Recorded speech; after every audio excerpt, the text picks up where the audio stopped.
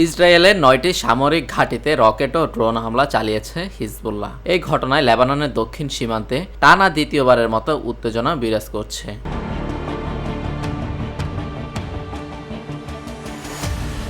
Hezbollah জানিয়েছে মঙ্গলবার Israeli হামলায় তাদের এক জ্যেষ্ঠ ফিল্ড কমান্ডার নিহত হয়। এই হত্যার প্রতিশোধ হিসেবে হামলা চালানো হয়।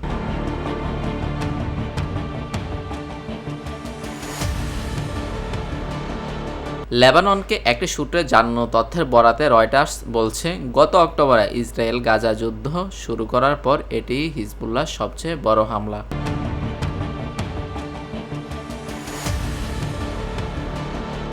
লেবাননের দুটি নিরাপত্তা সূত্র জানিয়েছে শুক্রবার ভোরে বন্দরনগরীর টায়ারের পূর্বাঞ্চলের একটি ভবনে বিমান হামলায় এক বেসামরিক নারী নিহত ও ১ ডজনেরও বেশি আহত হয়েছে, যাদের বেশিরভাগই শিশু।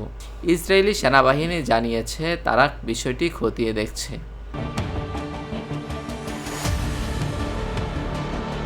একটি নিরাপত্তা সূত্র রয়টার্সকে জানিয়েছে এই ৩ লক্ষ্যে একসঙ্গে অন্তত ৩০টি ড্রোন নিক্ষেপ করা হয়েছে, যা ৮ মাস ধরে চলা যুদ্ধে গোষ্ঠীটির সবচেয়ে বড় ড্রোন হামলা।